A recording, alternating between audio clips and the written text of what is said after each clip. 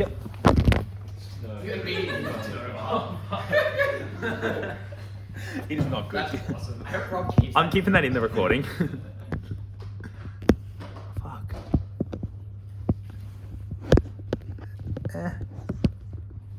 Yeah, that works. That'll do. Cool. Let's talk about religion then. Firstly, before we do anything, Jez wanted me to remind everyone, USC Open Rego closes tonight. If you intend to sign up and you have not, or if you're already in a team but you have not filled out the registration form, you should go do that, and you should go do that now. This QR code will be on the screen for maybe 10 seconds, so I would get it before that happens, otherwise you're shit out of luck. Cool, looks like everyone, and obviously that's the internals QR code. If you didn't get it earlier, that's the link for if you want to sign up. Otherwise, it's kind of the same as what it normally is with Jack. If you haven't already, put that in the chat, and then everyone can see it. Yeah. I didn't know if you have it. Cool. Here's what our content for today is going to look like. Broadly, we're going to look at 5 things. We're firstly going to discuss what religion is on kind of the general level, looking at the kind of similarities and differences between the majority of religions that we're going to discuss in debates. We're then going to spend some time characterizing religious believers, explaining what they look like, where you find them across the globe, and kind of what the implication of that is for how you incorporate them into debates. We'll then look at the different organizational structures of religion, primarily focusing on the Catholic Church, because that's kind of the one that probably is the most relevant to the greatest number of debates. We'll talk about some key issues impacting religion and the types of debates you'll get based off that. And finally, if we have time, there's a bonus content section where you just get to listen to me yap about things in religion that I personally find interesting. Cool. Firstly, in terms of debating about religion more broadly, as some overarching observations to keep in mind when engaging in religion debates. As I kind of alluded to earlier, people come into religion debates with very different beliefs and life experiences, and as is the case with kind of any area of discussion that's relatively sensitive, I would always encourage you to make sure that respect and not making assertions about how people engage with religion or what religious affiliations people may or might not have is of the utmost priority. You should always be respectful in these kinds of debates. But I think that's particularly important with religion debates because one trend I've seen a lot happen really across levels of debating, I've seen very experienced and inexperienced debaters do this, is to not be lazy. I think because many people are bad at religion debates for the reason that they're incredibly assumptive and they don't bother to engage very deeply with the mechanics of how religious people operate, what they believe in, the kinds of calculus they go through, and how they understand and engage with these religions. And I think the simplest piece of advice I can give you to excel in religion debates is to acknowledge that religion is incredibly nuanced, that the way people engage with it is often quite multifaceted, and even though it is an overarching part of many people's lives, that is not a universally true experience, and so often it differs in that sense. Before we get into anything more specific about religion, we're going to return to this slide later, but I want to briefly flag what I think are kind of the major types of religion debates that you often see, because that's going to give us some understanding to when we're debating about religion, what kind of concepts do we know and what do we want to keep in mind. Broadly speaking, I think there's really 3 types of debates you can get about religion.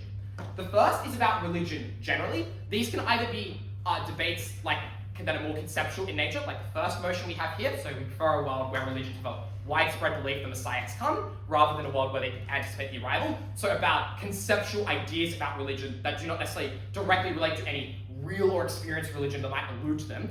Or the second kind here, in which it is about a variety of religions that are being discussed in debate. So for example, this house believes it is in the interest of religious institutions to integrate scientific theories which contradict religious doctrine into scripture.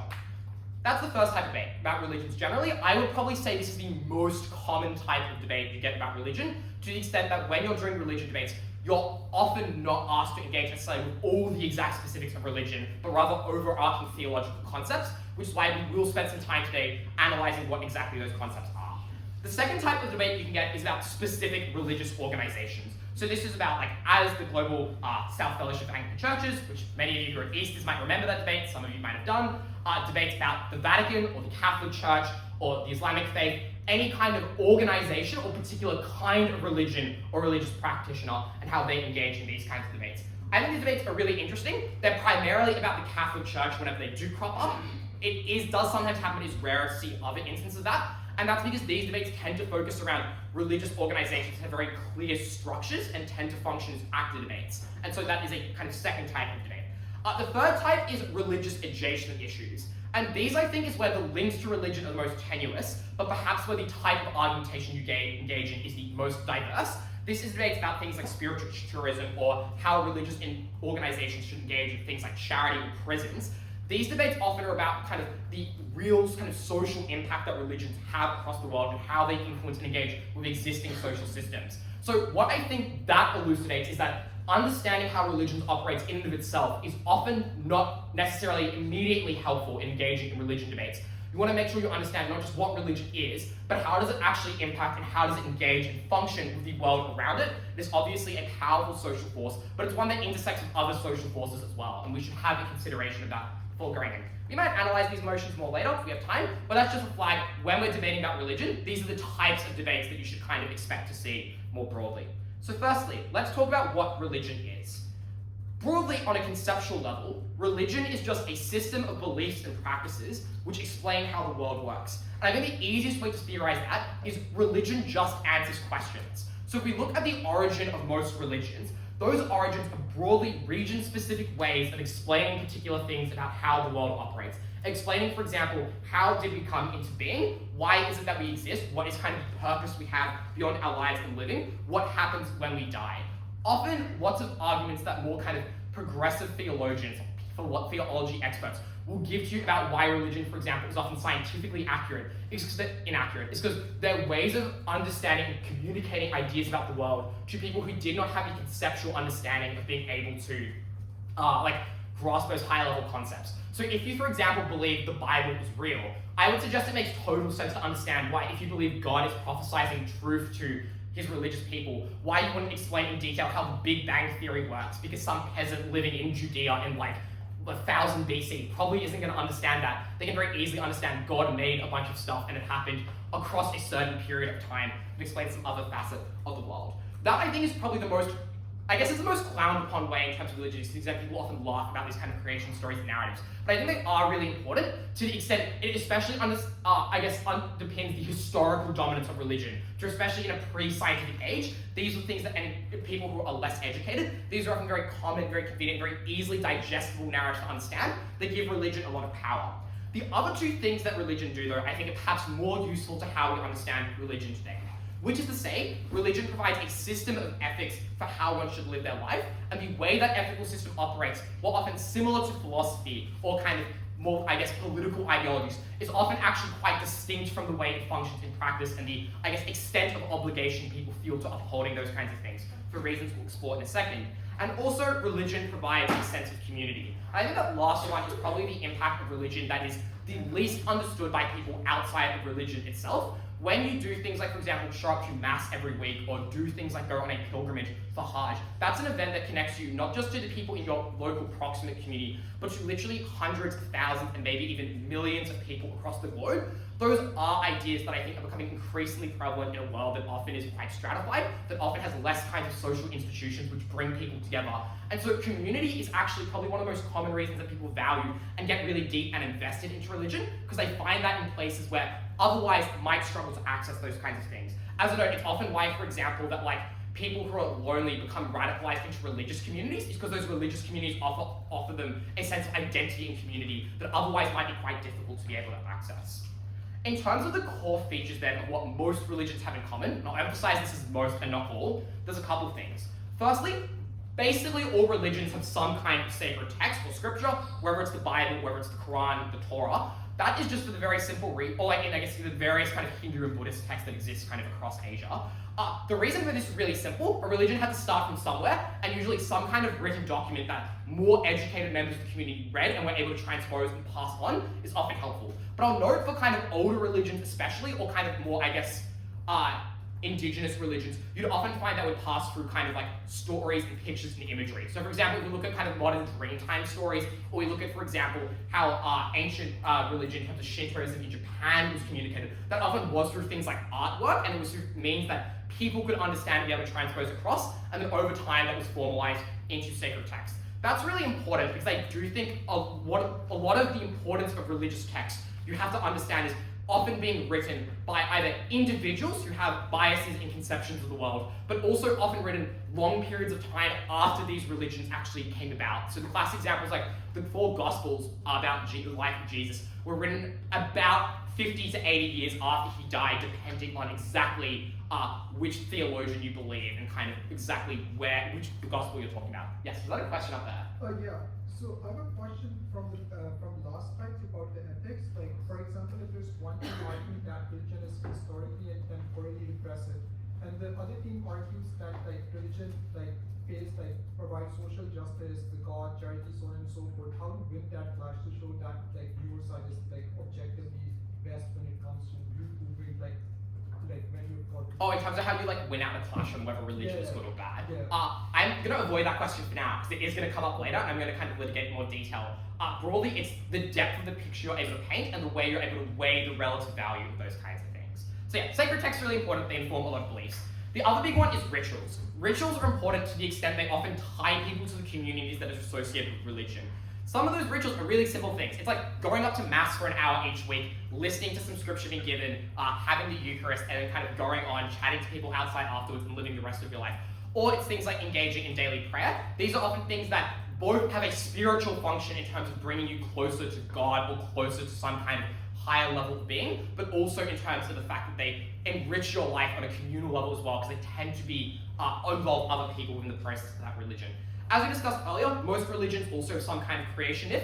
I'll note that's particularly the case for religions which are older. More kind of modern New Age religions tend to increasingly not have this kind of creation myth, because those religions are kind of more impacted by the development of science kind of more proximately than a lot of older religions, which obviously didn't have the same level of scientific development and had to kind of craft something out of nothing, I guess.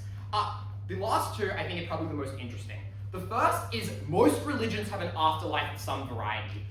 Exactly what those varieties look like, I believe, is mentioned on a future slide. But I do think that the nature of that afterlife and presence of that afterlife is really important to debates, because particularly for people who are incredibly, I guess, who have the highest degrees of religiosity, that belief in an afterlife is often a very central overriding belief on how you live your life. And so it's always an important motivation to discuss when discussing the actions of religious institutions and religious people. The final one is just most religions have a philosophy of life. They have some understanding of how you should go about living your life, what does it mean to be a good person and live ethically, and while they place various kind of levels of importance on that kind of idea, most religions are designed in some way to ensure that you have degrees of functional communities. You look at, for example, old stories from the Old Testament, like Moses giving out the 10 Commandments. That is in part a narrative that's about how do we create a society that is ordered and a community that functions and look after each other. So a lot of religions which propose these kind of philosophies are about things like personal fulfillment, but often are also about things like creating communities which function and can develop successfully into the long term, which is why I think it's often useful to look at religious communities and the attitude they have towards each other as really valuable in determining what kind of the moral outlook of religious people is more broadly. I'll note here, there's obviously massive variation between and within religious groups, and I think the easiest way of conceptualizing that is just like, obviously, religions that are different from each other have vastly different ways of theorizing how you should go about living your life. Buddhism and Catholicism, while they have similar concepts, engage with things very differently, but also different sects of religion. So for example, the Catholic Church versus the Anglican Church similarly have similar but distinct ideas about exactly what these things mean and how you should get engaged with them. So you should always try and be as specific as you reasonably can when you're talking about these kinds of features from a characterization perspective. Broadly speaking, in terms of religious beliefs, so that thing we're talking about the kind of the philosophy of life, there's really four that are relatively common across all religions. The first is just doing some kind of good in the world. This often connects to afterlife narratives in terms of if you do good, you get some kind of reward. So in Buddhism, that's things like karmic systems, where you get preferable degrees of reincarnation to break that cycle if you live in a kind of a just life. And in Catholicism, that's, well, if you do enough good deeds, you go to heaven and you don't get sent to hell, and that's pretty good. Although obviously that depends a little bit on which interpretation of Catholicism you're going by. Really importantly, yes, religions motivate people to do good in their lives, but obviously good in terms of to whom is your actions being considered good for, and what exactly is good do kind of vary a lot. There's a pretty big difference, for example, amongst sects of Christianity about, for example, how should you behave in reaction to someone who is a sex worker, for example. More progressive strange Catholicism would say they're a person and you should treat them as a person, and doing good to them is the same as doing good to anyone else. In fact, perhaps more so because they have a degree of vulnerability. More conservative sects would instead argue that that person is morally tainted, and so associating them with in and of itself a sin. So there is a lot of variety in terms of how religious people interpret good, even kind of within the same religion. There's obviously other social forces that impact that. Secondly is charity. This is a pretty important concept within religion to the extent lots of religious charities exist in the world and have historically kind of been forces of social good to some extent as well. The principle of zakat in Islam, of you should donate a certain percentage of your income annually towards charitable endeavors. The fact there's a very, very large number of charities which are Christian in origin. For example, the Salvation Army, I believe, is Protestant in origin. Caritas is an incredibly large church that originates in Catholicism. So there's a quite large set of charitable endeavors that do have religious motivations in nature. And I'll note, while those charities are kind of religious in their mission statement, they're usually not aligned with kind of any structure that might be apparent to religion. So while there are a lot of Catholic charities which exist, they operate independently from the Catholic Church itself, and that does mean you do sometimes get variation and dissonance in terms of what those charities are willing to do and what they offer, etc. The third is regular worship. This is like going to church, praying regularly, meditating, all of those kinds of things. This varies most across religion, but I'd probably say is the least in need of detailed characterization to the extent that it's just kind of all common. And finally, salvation. This is the part that's kind of massively variable or controversial, I guess, between religions. Salvation is basically the idea of like whether you get saved at the end of your life and proceed to kind of some sort of better life after death. Not every religion has this, but the big ones like Catholicism, Islam, Judaism, Buddhism and Hinduism even have this to some extent, although it looks quite different. This is massively controversial to the extent many different sects of faith have incredibly different ideas about, for example, who can be saved and under what nature. As a really famous example, Jehovah's Witness believes there is a numerical cap on the number of people who are able to be saved and kind of enter heaven more broadly. I think from memory it's like 600 or something, which obviously if you're a member of the faith is not great. The number itself might be wrong, and I can't remember the exact kind of details, but it's something along those lines.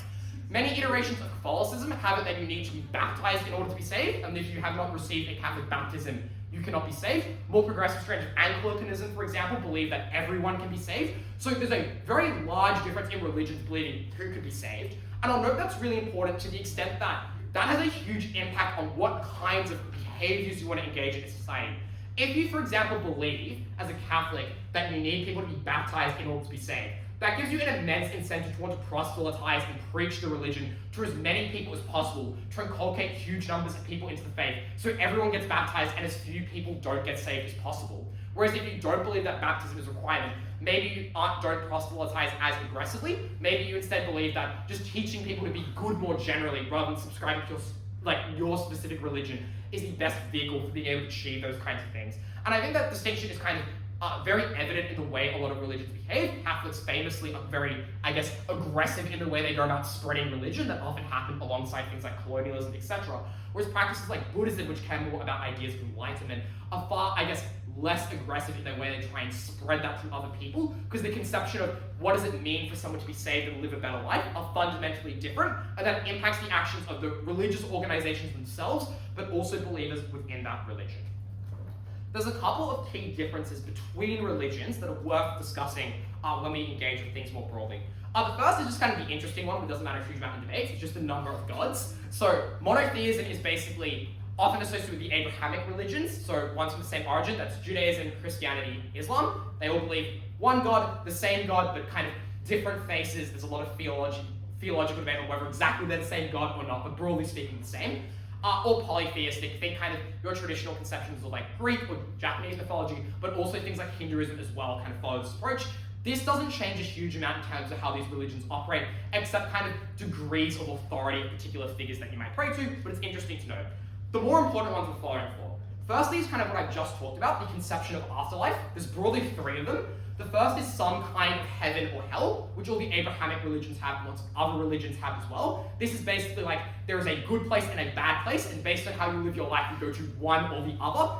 There is also an idea of purgatory, which is basically a middle ground. It's often referred to as a waiting place in theology. So it might be a place where you might go to heaven, but you need to kind of cast off and forgive yourself of your sins first before you can do that. There's a lot of different interpretations about what purgatory is and how it means, but interesting thing to note.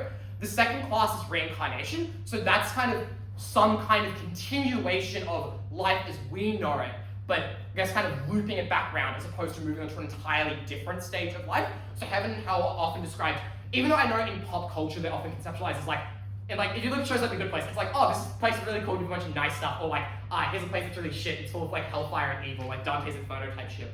The reality of how those are conceptualized in the Bible is actually quite different. They're kind of places kind of beyond mortal understanding and actually significantly different from how earthly life looks like. Like they're meant to be higher on lower planes of existence accordingly. Whereas reincarnation is going back through that process. So whether it's Buddhist conceptions of karma, when it's like you kind of become a frog or you become a cat or you become a person with lots of money, depending on how morally you live your life.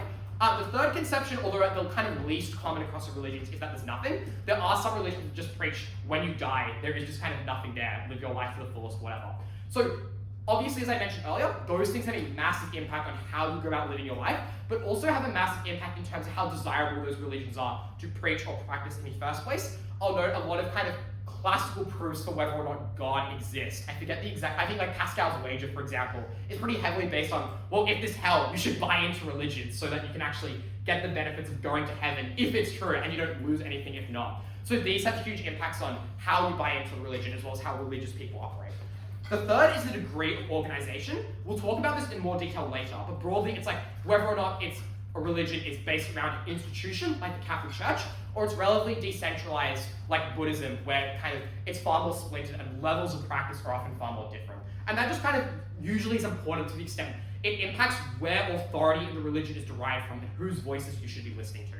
Fourthly is the importance of conversion or the degree of proselytization. This is basically how much do average followers want to go out and spread the word of their religious figure to other people, or how much they kind of want to keep to themselves. Particularly, a lot of modern religions are far more kind of keep to themselves. Smaller religions tend to keep themselves as well. The ones that are bigger and proselytize more tend to be older ones. The Catholic Church is probably the best example of that. But there are absolutely religions, particularly in parts of Asia, which don't really engage in proselytization, kind of allow people to come in or keep themselves. Some of them are actually quite exclusive in terms of who they allow into those religions. The classic example of that would be the most extreme sects of Judaism, rely primarily on you need to demonstrate an ethnic connection to be allowed into that religion in the first instance, and so there's a huge degree of variability here as well. Finally, it's just the nature of doctrine. So how are you expected to live your life, to what ends do you want to lead it, etc. In terms of the major global religions then, having kind of talked in the general sense of what religion is about, 77% of the world practices one of four religions. These are the four religions that, when we're talking about debating context, are the most important to know. So they are Christianity, which is not the same as Catholicism, and we'll expand on that in a second, Islam, Hinduism, and Buddhism. That's 77% of the entire population of the world.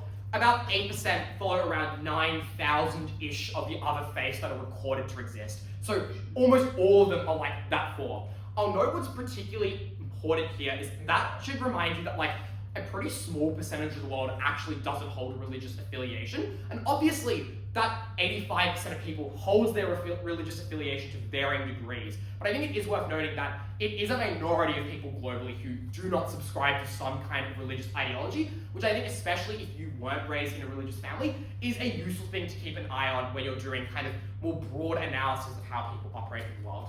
I would suggest those four faiths and probably Judaism as well, because of its ties to Christianity and Islam, and I guess the kind of historical nature of the implications of that, as seen with things like Israel and Palestine, are probably the most important religions to know for debating purposes. But obviously, there's lots of religions, some of them are very cool, it's worth knowing about more as well. Cool. I want to talk briefly, because I had several people ask me questions about this when I asked, what do people want to know about religion more broadly, about doctrinal division. So, many religions have multiple sects or divisions or kind of alternate kind of pathways, for example. So, for example, in Islam, that distinction is the Sunni and Shia parts of Islam, might be pronouncing that wrong, if so sorry, which are based largely on schisms over politics and doctrine that have occurred over time. You'll note if you do analysis of places like the Middle East, the relative percentages of those two groups within each country have a pretty massive impact on the political relations between those countries. Within Christianity, there's broadly three schools. You've got Catholicism, which is the one everyone knows, Anglicanism, which is the second one, and kind of forgotten one, Orthodox Church. But I'll note there are many different subtypes within all of those, really with the exception of Catholicism, which is kind of one kind of big thing. These schisms exist across a variety of religions and happen for a variety of reasons. The main two reasons are from politics and doctrine. So a lot of these splits happen because of varying debates that occurred about how you should interpret particular things within Scripture. So, for example, the Anglican Church split off during the Reformation when people were very upset with the politics of how the Catholic Church was engaging in the spreading of Christianity. And so you had a very large splinter movement come off from that and many different people within that movement kind of had their own takes about how you should engage with these things. That led to things like Lutheran Church, it led to things like modern Anglican churches. There's a lot of diversity there, but it's broadly based on dissatisfaction with the church's politics, the fact they would do things like the selling of indulgences, which is basically a way to like buy your way into heaven. It's pretty evil. Is one instance which happens, so politics side. The other is doctrinal. So for example, a lot of the most early splits in things like Catholicism, which is when, in the earliest split of kind of like Christianity, which is the Orthodox Church, largely happened over disagreements over the relative importance of Mary, the mother of Jesus, within the conception of the Catholic faith. One of the big splits in Anglicanism is whether or not the Eucharist, so like the bread that like Catholics eat, whether or not that is a representation of Christ, or whether it is Christ incarnate. These theological differences might sound quite silly, and indeed, if you look at the modern development of these religions, you could, for example, find stems of the Anglican faith, which are basically identical belief-wise to Catholicism. But historically, these ideas are really important and massively impact the way that religious people engage with each other. So I know, like, when my dad grew up in Goulburn, in kind of rural New South Wales, and we get stories as a kid of how there were police who were from Protestant, who believed in Protestantism, and police who were Catholic. And if you were from one of those religions, and which everyone knows was like a small town back in the day, like, they would not help you if you kind of needed the police. You had to basically go to the branch of the police, which upheld the kind of religion that you yourself were also affiliated with. So while it kind of sounds silly now, especially in parts of the developed world, it's worth noting that these religious schisms do have incredible importance to people, and also have been often blown out to very large degrees of significance. So I'll note the kind of nature of that division seems somewhat arbitrary, but often the roots it held in do create an us or them mentality. And I think the reason why is relatively obvious. To the extent someone is practicing something similar but different to you, they're heathens, they're blasphemers, they disagree and believe in like a false god or do things wrong. And often is that very close similarity and slight distinction that sometimes breed the most resentment within religious practices. Brief explainer for those who don't know. The distinction between Sunni and Shiite Islam historically is based on, after the Prophet Muhammad died, who should inherit kind of the following of the Islamic Church later. It was like whether it was decided from like a community vote or whether it was like the next in line of his kin. And that basically was the initial like schism, and then led to a series of theological and other implications kind of down the line. I'll note, not every difference of doctrinal interpretation is a schism. It actually is quite common that you can have quite a lot of ideological diversity within the same religion. So often schisms are treated as really bad, as like, if anyone disagrees with the church, it's going to implode and then like everything goes to like shit. That's not actually how it works. The best way I can conceptualize this is by explaining in Catholicism the concept of religious orders, which is basically a thing that priests can join on top of being part of the Catholic Church that have particular kinds of mission statements and believe in things to particular degrees.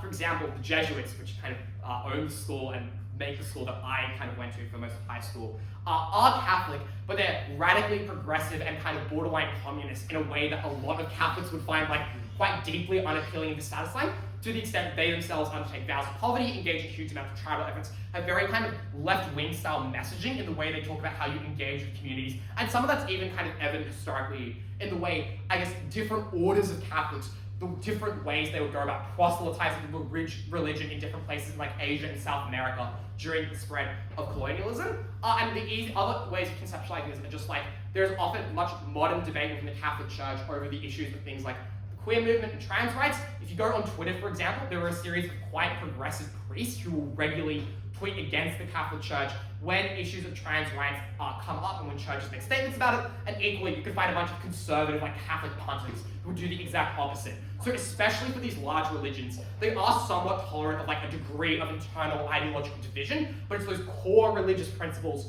which are always the same. The difference isn't the religious principles, it's usually how you should apply those principles into reality with the part that matters. Cool. Briefly, what separates religions from cults? This is important to the extent that like, I think people who have less direct experience with religion often do conceptualize them as quite similar things and the same. And like, I don't entirely blame them. Sometimes there's not a huge amount of difference, but I think there is kind of some distinction that's worth underlining here. Firstly, I would say the degree of autonomy afforded to believers behaviorally and ideologically is quite different.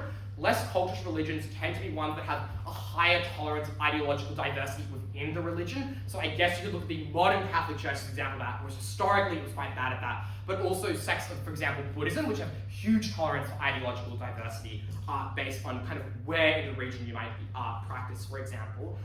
Secondly, it's compatibility with wider society. So lots of religions would encourage you to operate within society rather than remove yourself from society, which most people would suggest is a distinctive feature of cults, to the extent that they often encourage social isolation. Whilst that is a practice religions historically would often engage in, more and more religions are encouraging people to kind of engage with society and the real issues of the world and see that as kind of the best way of doing good socially. And so to that extent, I think that's a pretty big difference. The final is like the extremity of beliefs. I would say things like forgiveness narratives that exist in a lot of churches. That, for example, you can sin, but that sin is not like an impermeable stain on your being. It's something you're able to overcome.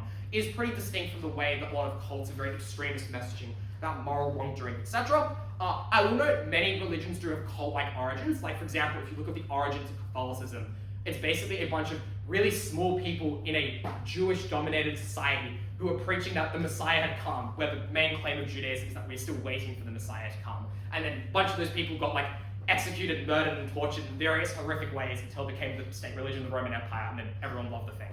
But it's often worth noting that the historical development of religions, a lot of them have changed a really large amount over time as they've grown in size, but also according to kind of the politics of the regions in which they're spread. So it's really useful to keep those things in mind when thinking about religion more broadly.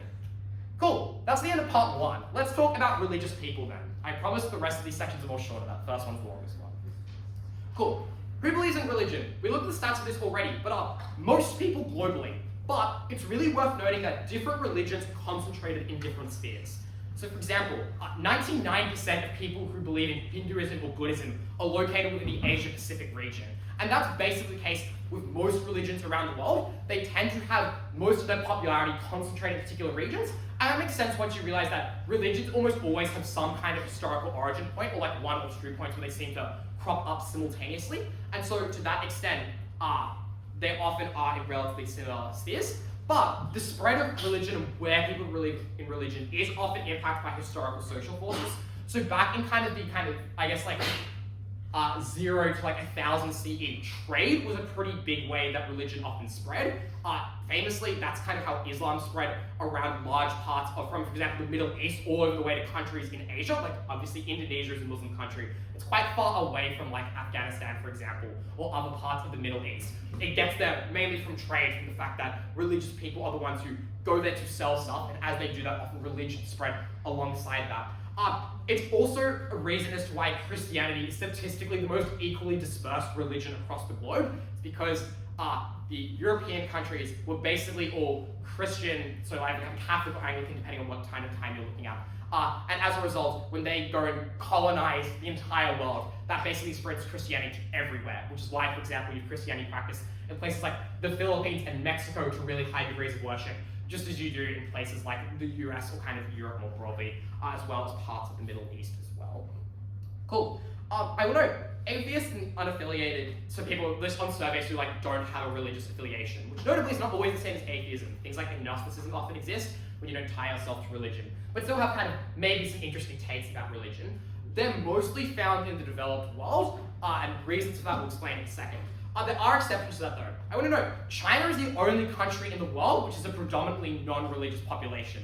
They have 700 million people, which is, I believe, like just over 50% of the population. No, it's under 50%. It's like 45% of the population who's non-religious, which is more than most countries. So for example, in Australia, I believe it's like 43% Christian, 38 atheists, although it might be minus 10% on each of those, I can't exactly remember. So, it's useful to note there's a lot of diversity here and things that crop up that you won't expect. In terms of why China is primarily non-religious, from my understanding, that's the fact that Chinese communism is particularly anti-religion and sought to get people to kind of believe in the state far more than you believe in religion. Someone can double check my logic on that, but I'm pretty sure, okay, great, that is correct, awesome. Cool. I want to briefly into this talk about religion and wealth, because I think it's very commonly associated that people who tend to be religious tend to come from poorer areas of the world, or tend to be less wealthy, have less going for them in life, have less education. And that's actually a really complex matter. So it's true the degree of religiosity is broadly speaking tied to wealth. So the extent you believe in religion is affected by wealth. So if you're poorer, you're likely to hold religious beliefs more extremely than if, for example, you have higher degrees of wealth. The reason for that, broadly speaking, is because of the fact that if you are in a really destitute state of being, believing in things outside of and beyond yourself is often something that is quite comforting. It's why often you look at communities in the developing world who might be in really poor places, I guess from a resource perspective, but have very large-scale beliefs about believing in religion, how that gives them a lot of happiness and satisfaction, because it's a way of going beyond your material circumstances. But the reasoning is uncertain, so it's not the same as saying that atheists trend wealthier. And there's a few reasons by that. Firstly, education obviously does have a massive difference. Generally speaking, the educated populations tend to have higher degrees of religious skepticism, but that's not necessarily the same as suggesting that they are more atheistic. It often means that there are more kind of nuanced levels of engagement with religion. I note that there's plenty of very intelligent people across the world who do hold religious dispositions. Anyone who is a religious theologian who's gone to university and studies religion often is a testament to the fact that these people have incredibly detailed and complex thoughts about religion. The second one is historical wealth. Obviously, to the extent that things like the Catholic Church brought in huge amount and maintained huge amounts of wealth, that offers a pretty large impact on their believers as well. There's plenty of really, really wealthy Christians across the world who live in predominantly kind of Christian groups. Intersectional forces are also really important here. Lots of people from particular religious groups are poor because of things like ethnicity, being an ethnic minority in your country, for instance, or your immigration status. Like in Australia, the levels of poverty associated with non-Christian religions are higher because often they are from recently immigrated populations rather than kind of populations who've been in Australia for longer and have more time to entrench wealth. And also, there are ideological complications that add to this. So, for example, one of the big things that trended to the historical rise of capitalism in places like the US was the Protestant work ethic. So the idea that Protestants were told to work really, really hard because that was virtuous and something that God told you to do, and that helped create a lot of wealth and businesses, which kind of led to the spread of capitalism. And a lot of early communist theory was kind of based on the idea that that work ethic actually intrinsically kind of played a part in the development of capital itself. These days, that theory specifically has come under a lot of criticism, but I think it's worth noting that religion itself probably does have a degree of impact into how extensively you want to go about personally acquiring wealth. Like obviously someone who believes that because of religion, material possessions might matter less is probably less inclined to seek out wealth than someone who follows some kind of religion that believes that material possessions are something that you carry with you into your life, as for example, a lot of ancient Egyptians did, which is why they buried themselves with lots of their possessions. So it can directly influence the way you think about materiality and go about increasing those things in your life. Really importantly about the nature of religious worship, and this is kind of the most common mistake I see in debates. Not everyone believes in religion to the same extent. I think it's often really convenient in religion debates for people to assume that every religious person believes in religion to the utmost degree, has no other considerations in their life. And I think if you talk to a religious person, you realize that 90% of the time, this simply isn't true. And that's the case in a couple levels. Firstly, I think your degree of religiosity is actually relatively distinct from how politically progressive or conservative you are, because for reasons I'll explain later, even though you can make the case for the opposite, I think it's broadly the case that you can usually find a religious justification for either conservatism or progressivism, depending on which kind of scholars of religion you want to listen to and how you want to interpret your particular sacred text. But also, people have other considerations in their life. Sometimes your material conditions will force you to engage in certain religious practices more or less. Sometimes the people that you know and the way you choose to live in your life and the things you feel will impact the way you want to follow particular kinds of religion. And it's not uncommon for people to have contradictions within their religious beliefs that they're able to resolve. For example, in the Catholic Catechism, which is basically like the rule book of, as a Catholic, what are the things you need to do to get to heaven? It still says on there, to this day, that you are not allowed to, and it is a sin to use contraception. I would note, in the developed world, 90% of Catholics I have talked to do in fact use contraception and just kind of believe that part of the catechism is stupid and wrong. So it's not true that people kind of engage in religion 100% and believe everything it says. Often it is the case that people have specific critiques of or choose not to engage in certain religious practices if they see it as kind of outdated or bad or kind of just not something they personally kind of want to indulge in. Like people are complex beings, they're capable of rationalizing things in all sorts of ways, and people have different ways they rationalize those types of behaviors, but it's worth noting that religion in and of itself is not an absolute social force in people's lives. Generally though, there are three things that are worth noting about how people engage in religious worship. The first is that religion tends to supersede other moral and philosophical belief systems in terms of how important it is to its practitioners. So while I note that people don't always agree with what a religion might tell them to do and sometimes go against that, religion generally, for religious people who regularly do, who would actually describe themselves as religious and actively practice their religion, which is different from someone who says they are religious but does not actively practice, is often that is the most important belief system in their lives in the way by which they make the most of the decisions. That's often because ideas of like an afterlife or eternal suffering or intrinsic moral worth matter a lot more than what are often seen as much more fallible and less divine-orientated constructs of how you want to go about living your life. Like a philosophy created by like some dude in the 20th century conceptualizing what the best ethical system is probably doesn't hold up to the word of God. And so even if people believe certain things, often certain philosophical considerations will fall out in favor of religious ones because they're seen as both having a divine origin, but also far more permeable consequences to them in the sense of internal damnation seems pretty bad. That's probably a good thing to avoid. However, as I said earlier, people do shift and compromise on their religious beliefs, but usually they need some way of justifying those things. So people don't usually not follow a religious belief unless they just don't believe in the religion itself, unless if they have some kind of doctrinally motivated reason they can find as to why they do those kinds of things. So for example, if you look at progressive justifications of Catholicism as to why it's okay to be trans or gay, lots of that logic often relies around, well, you should love your neighbor, and Jesus told you to love everyone. Love everyone includes everyone. It does not discriminate between who is deserving of love. And so by that logic, it should require radical self-acceptance of people rather than rejecting people on the basis of certain social or political categories. However, really importantly, people do not switch religions commonly or regularly. This is something that Kevin wanted me to talk about, but I think it's absolutely true.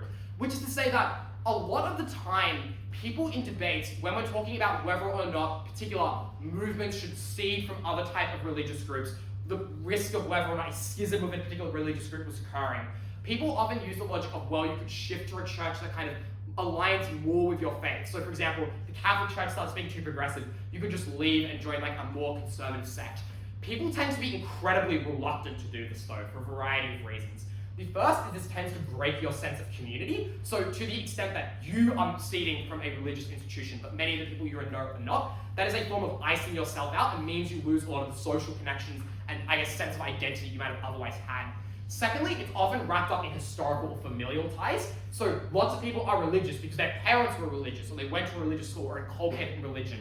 Those are ideas which are often very difficult and people are very reluctant and hesitant to break unless they have an overriding powerful motivation to do so. And additionally, it's a level of like belief as well. Most people are capable of resolving some degrees of ideological tension. I would suggest that every Catholic who believes that like certain people should like go to hell on the basis of who they choose to have sex with probably are people who are themselves going to hell and not very good Catholics. But those people are able to live with that ideological contradiction in spite of that, and the ideological contradiction that other people in the faith hold that perspective as well. So again, people are incredibly mentally flexible in the way that they go about these ideas a lot of the time. Hang on, what? Cool. Let's talk then about part 3, how religion is organized. Broadly speaking, there are 3 ways that most religions can be categorized into how they're organized. The first is probably the rarest but the most interesting, which is totally individualized worship. This is when you lack a sacred authority. Usually there's some kind of religious text that might provide a basis for this religion, but there's no real central authority beyond just kind of dudes giving their thoughts. It's entirely up to individuals as to how you want to engage with this religion, how you want to interpret it. Many New Age spiritualities, but also kind of really niche old ones that have largely died out, like Taoism, are the best examples of religions which would operate under this modus, but very few of the most impactful religions of the world do. The most common type of religious structure is a kind of localized hierarchy. So this is when you have a leader of a local church or sect or temple, but it's separated from the wider religious practice. So religions like Buddhism, for example, or Hinduism tend to operate under this kind of mold. You might have some kind of place of central worship or a place that the religious practice in the community is concentrated around, and there might be some kind of religious elder there, but it's usually disconnected from the wider practice of these religions, which means a couple of things. Firstly, these leaders tend to have comparatively less authority than they do in other religions, both because it's localized to a particular area, but also because it's just like you have less people who kind of buy into you, so given kind of less power in the first instance. The easiest example of this is there are many strains of Buddhism. Tibetan Buddhism is one of them. The Dalai Lama is the leader of Tibetan Buddhism, but only of Tibetan Buddhism, not of Zen Buddhism or any other kind of Buddhism that exists in the world. And the final, and this is also notably held kind of a decent amount of the Anglican Church as well. So for example, the leadership of the Anglican Church in America is totally distinct from the leadership of the Anglican Church in Australia. Those groups might engage and interact with each other, like to the extent that, you have a dialogue and a chat per se, but they're not the same. They're part of very different kind of organizational structures. The final kind is the kind that is totally hierarchical. This is basically only the case when we're talking about the Catholic Church. Each religion varies massively in terms of how these structures specifically work. We're going to spend the next slide talking specifically about the Catholic Church, because it's probably the one that's most important to understand. Broadly, it looks like this. The Pope is the head of the church, is the guy who sits in Vatican City, wears the big old hat, has the funky kind of star thingy, whose religious name I forget, and also the one who writes things like encyclicals and letters and does lots of messaging on behalf of the church. More broadly, he's the one who theologically calls the shots about what is and isn't legitimate within the church itself. Beyond that, you have these groups called cardinals. This is what George Pell was. These are just senior religious figures. So I'll note, these people don't actually have their own leadership necessarily. They hold this title in addition to other religious roles. Their main job is they're the guys who appoint the new popes. There's a thing called the Council of Cardinals. When the pope retires or dies, they'll get together and commune for 3 days, and out comes the new pope. The ones that are more relevant they're kind of the least relevant of all these, but I put them there because they are kind of important. There's only about 200 of them in the world. Then you've got archbishops who run archdioceses, and an archdiocese is composed of many dioceses. Then you've got the bishops who run all the dioceses, which are composed of parishes. And you've got the priests. The priests just kind of help run their local parish. You might have multiple priests attached to a parish, and a parish usually is just a very small kind of collection of land. Usually it's a couple of suburbs is how big a parish is in somewhere like urban Sydney. So they're quite small. Notably, this is a pretty big chain because even though the people at the top appoint the people below them, so the Pope is the one who appoints all the archbishops appoint the bishops under them and choose to promote certain people. The bishops choose who gets to become a priest. And then you've got, I don't have this on the slide, but there's deacons who are just kind of priests in training.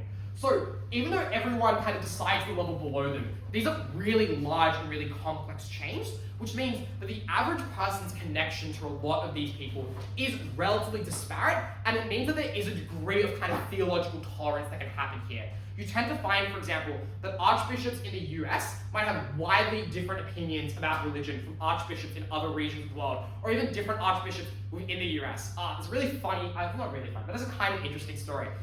The priest at my school, who was part of the Jesuits, had a notable blood feud with the Archbishop of Sydney because they were theologically entirely opposite from each other, despite operating in churches that were 4 kilometers apart from each other. So it's worth knowing that even in relatively localized areas, you can have a degree of theological division exist.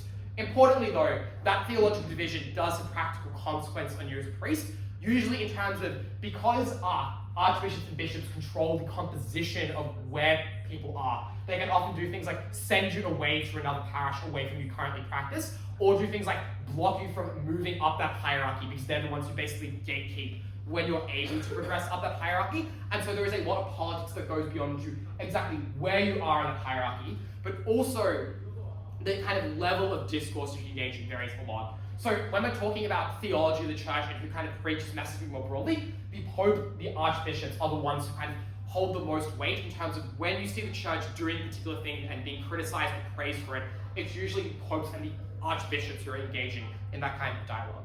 Does anyone have any questions about the structure of this? Yes? So the Pope is believed to be able to talk directly with God, right? The Pope is kind of the representative of God. It kind of I would say it depends. My understanding of how it works is less that you can kind of talk directly to God, but you are the representation of God's will incarnate on earth. So what the Pope does is what God would believe in, but it's not like you can talk to God directly. So when the cardinals choose a new Pope, yeah, that's based on who they think is most, how does that work? I guess the easy answer is it's based on politics. The more I guess theologically devout answer I could give is to suggest that the cardinals basically choose on which Pope is most likely to be able to act out the will of God sufficiently, since the word of the Pope is the word of God to the extent that the Pope is the representative of God's will. You would choose the person who you believe is the most accurate representative of what you perceive the will of God to be. Does that make sense? Awesome. Any other questions? Nope, fantastic. Cool. Finally, let's talk about religion as it actually applies to debates and kind of some contemporary issues within religion more broadly. It's going to take all the stuff we've kind of looked at and actually analyze it in a way that's perhaps more meaningful. Firstly, the question of religious growth and decline. I get really annoyed by this because people are really, really bad at correctly identifying how this actually operates. Broadly, religion is declining in developed nations, but that's not universally true across all, and in fact, in certain regions of particular parts of, for example, the US, for example, there are active trends you can point to of religiosity and the amount of religious adherence increasing based on certain phenomena. For example, belief in religion often spikes during times of like economic crisis or doomsday crisis, for the reason that's when people tend to latch on to things that give them some otherly sense of purpose and things that they care about. But also, this is impacted by the things we talked about earlier, so degrees of wealth, degrees of education, and also the extent to like contemporary issues affecting this as well. I'll note, for example, that there is a traceable decline in religious practice that is associated with the findings, for example, the Royal Commission into child sex abuse in historical institutions in places like Australia. Because obviously, if you find out that the place you believe in worship God at has a bunch of people who are like sexually assaulting children, that probably colors your perspective on how theologically devout and like moral you believe these people are. Or at the very least, encourages you maybe to consider turning your nature of your devotion somewhere else. However, religion is actually growing in a lot of developing nations around the world. This again does change country to country, but broadly is kind of true as a trend. The reason for that is pretty simple. One, they tend to have higher mortality rates, which means people tend to have a higher birth rate to make up for that, as things like, I guess, general medical conditions and health in practices in these countries increase. That directly correlates then to a higher degree of religious practitioners existing, because to the extent that children are born into your religious family, you are more likely to want to practice that religion really, really actively. So global trends into the future are uncertain. I think you could probably make a relatively good case for either one in a debate based on kind of the context that we're talking about. The reason this matters though is because it does impact the extent and shifts kind of the center of religious power more broadly. For example, I would note there tend to be higher degrees of religiosity in developing countries, which means increasingly institutions like the Catholic Church are catering them, because more and more priests are coming from developing countries. So obviously, if the people who are able to allow for the continuation and practice of your faith be from particular nations, you probably want to keep people in those countries religiously happy so they engage with those. I'll note, for example, in a lot of parishes around Australia, lots of priests are from places in Southeast Asia or in the Asia Pacific more broadly, because people would shockingly not really want to be celibate and kind of would rather do other things with their life beyond kind of spend a lot of time in the church when you're living off the money of the people you get. So that's kind of the question of religious growth and decline. You very rarely directly get debates about this, except to the extent of whether or not how it would impact across other things, but it's often a overarching theme of a lot of religious debates, so it's good to know about. The second is the question of liberalization and reform and the extent to which churches are capable of engaging this. Many religions trend conservative. That's really for two reasons. The texts you're basing themselves off pretty old. And most religions do believe this. Texts are written by people and not by God, and so as a result, those people tend to have biases. There are religions like Islam that believe the Prophet Muhammad is directly writing down kind of the word of God. But for example, Catholics do not believe the Bible is word of God. They believe it's written by religious people who are interpreting God's will. Like, none of the gospel writers of like any of the gospels were around at the time Jesus was alive. At best, they might have been like children growing up hearing those kinds of things. And so, there is a relative degree of tolerance in more progressive strains of religion that a lot of these religious texts are based on very worldly forces that do impact the way that these gospels are described. As a really interesting way of kind of exploring that, I'd recommend you research like the broad purposes and audiences of the 4 different Catholic gospels, because they are theoretically based on kind of different audiences. Like, it's known that like Matthew was trying to appeal to kind of richer, more affluent people within Jewish society, whereas Luke was far more directed at people who were from kind of poorer backgrounds. So there's a lot of interesting stuff there. Notably, liberalization, if you're trying to prove it can or can't happen in debate, relies on a couple things. It relies first on you proving religions have an incentive to do this, and they have a capacity to do this. I'll note, people arguing in favor of liberalization tend to argue the incentive front, but assume the capacity front, and people who are arguing against it tend to assume the opposite. Engaging with both of them is really important. There's a couple of things it's affected by. The first is that the existence of internal and external factors. Lots of reform, for example, often happens internally in churches. The best example of that would be some strains of the Anglican Church accepting female priests, or like, I forget, actually not priests, there's maybe pastors, I forget the exact term they used in church. But that was essentially based on grassroots women within the movement wanting to become religious teachers and religious practitioners and advocating for that. Similarly, the Catholic Church and the Vatican II Reformation was largely based on a lot of internal voices in the church about needing to adapt to kind of broader social conditions, but it's obviously also true that external social factors have a pretty massive impact on the extent to which you can engage in religion. I would, for example, note that some more progressive messaging from the Pope around things like gay marriage recently is a symptom of that external pressure kind of biting back down onto the church and forcing degrees of change, to the extent that you need to adapt with the times if you want people to continue to believe and opt into your religion. The more friction there is between a religion and wider society, as I kind of mentioned earlier, the more that tends to lead to cult-like behaviors, the smaller you tend to get, but also the more radical and extreme you get in your belief systems. The other two things that matter are historical precedent and like the speed of change. No, all those examples I give suggest religions do and can change, and in fact have changed over time. That in itself suggests change is at least theoretically possible. But the speed and extent of that change is often quite variable. It's really important to try to identify who's making that change, what are the interests of those people. Obviously, people within the hierarchy have very different, I guess, objectives and interests than people outside of the hierarchy, even if they are both ostensibly religious people. Cool. Finally, is religion good or bad? Religion is sometimes good. I'm just going to kind of rush through these reasons. I'll upload the PowerPoint later if you want to look at these more directly.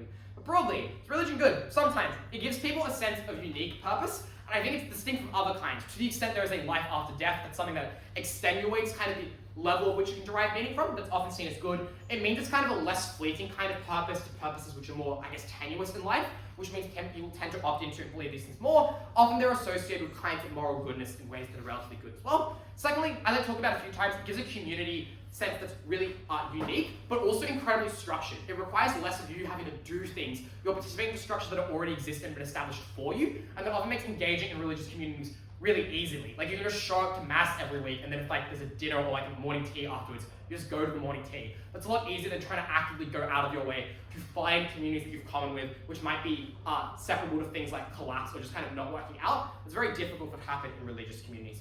And finally, a lot of religions promote good morality, both in terms of generally good things and enduring moral values. And notably, providing something that's independent of legal frameworks is probably both a blessing and a curse that religions both don't operate off legal frameworks of morality and such. Sometimes we're championing things that are morally good when laws are unjust, but obviously also the inverse of that applies as well. And religious charity is pretty useful. It's worth knowing that I believe the majority of the world's charities are often religious, and so it is worth understanding that the impact of religion has a huge influence on things like charity in the modern world, but also historically in the fact that like there is a reason why there are so many religious schools and it is because like religious universities in places like Europe, and it's because the church was like responsible for a huge amount of the historical development and normalization of education. Because when elites didn't have the incentive to do that, absolutely churches did, because you want people to be able to read the writings of God and have the education to engage with the writings of God kind of on a deeper level. So that's kind of why they, I guess, make religion kind of popular there.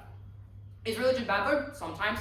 Often it's linked to conflict, both between religions, so like crusades, but also within religion itself, to the examples I talked about earlier, about, for example, like Catholics and Protestants going off each other. Plenty of 17th century England is rife with really good examples of this.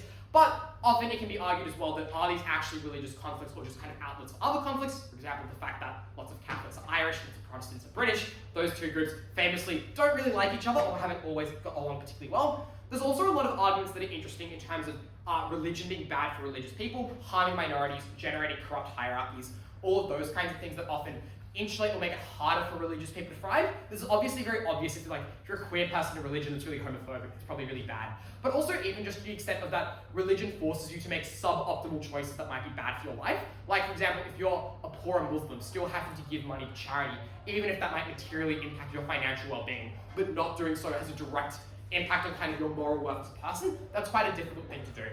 Often it's claimed religions are coercive. People have very little choice to opt in. Often their parents are the ones who inculcate it into them. Once you have a sense of community in that community, it's very hard to leave, and it's not really something that you can replace easily elsewhere. There's some claims about how it constrains the identity of worshippers in terms of restrict agency. You're a religious person, and that religion has to be first and foremost as a part of your identity, and so it has to kind of take precedence over other social forces. For example, having to restrict certain parts of your identity on the basis that you're religious first, and you have to engage in that kind of suppression. Sometimes, especially for more extreme religions, that's often the case. And finally, just the claims that it harms social development. So any kind of retrospective or regret debate about religion often engages with things like, well, it's delayed things like science or cultural reform more broadly, and it's been a social agenda against those things in the past. Sometimes true, sometimes not true as well. Worth keeping that in mind as well. We can talk about this, but I've been yapping for long enough, so I'm going to skip this. But Noting all of that, you can go back to these slides and look at these topics and think, wow, maybe I understand how to debate them more, and wouldn't that be awesome? Cool. Some other questions that religious debates often interrogate are just things like, is religion true, or like the extent to which religion is compatible with science, the degree to which religion is coercive, the degree to which religions are like fundamentally flawed as an ideology to the extent of whether they are capable of doing good or in fact inherently kind of corrupt or unjust and could never facilitate those kinds of good, and the extent to which religions are flexible. So like the extent to which I, as a religious person, might be able to practice religion in a way that's very different from the person next to me in a more individualized kind of manner. These are often the types of questions that religious debates are kind of at their core aiming to ask. Very finally, I'm just going to do a quick rant for a bit about something I care about a lot, which is the translation of religious texts. So, it's really important to note, and I think useful context to understand in a lot of debates about religion, that a lot of religious texts have been translated thousands and thousands of times. They exist, like if you go on like Bible websites, you can look at the number of translations that exist in different languages. It is like an inordinately large number. Even if you look at English translations, easily over 50 that are like relatively well known and widespread. And often these translations don't necessarily happen from original languages or commissioned by certain people with particular objectives.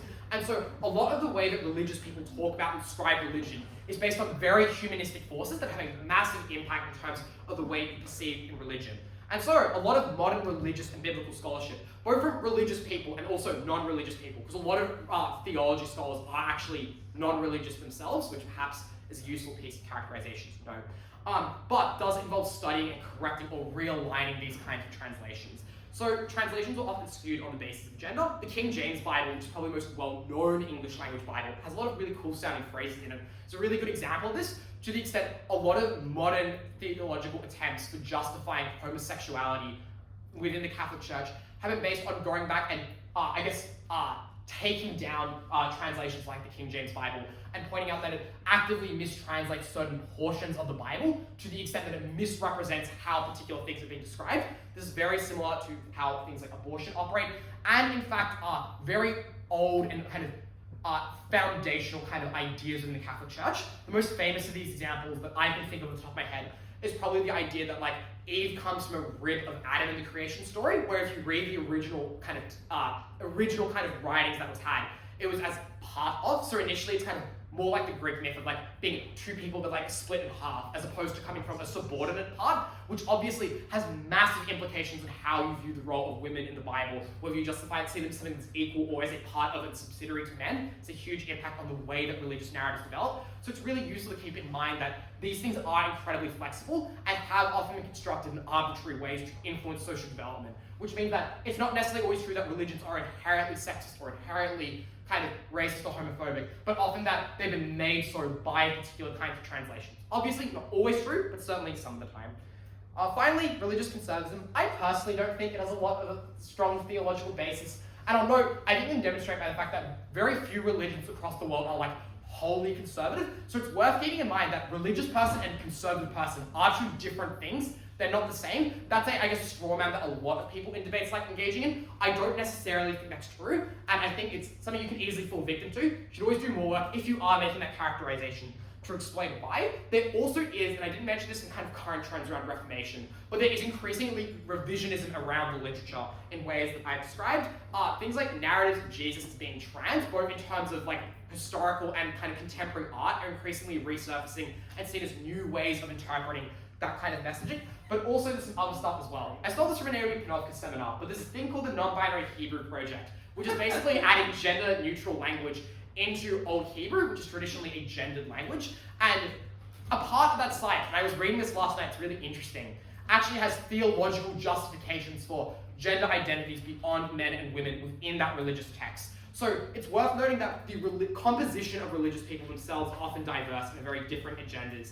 And just as there are lots of people who are oppressed by religion, there's people who want to make religion less oppressive, and those people often do have pretty important, roles in reforming religion kind of more broadly. Otherwise, if people have questions, I'm happy to answer. But otherwise, thank you very much. Thanks for listening now.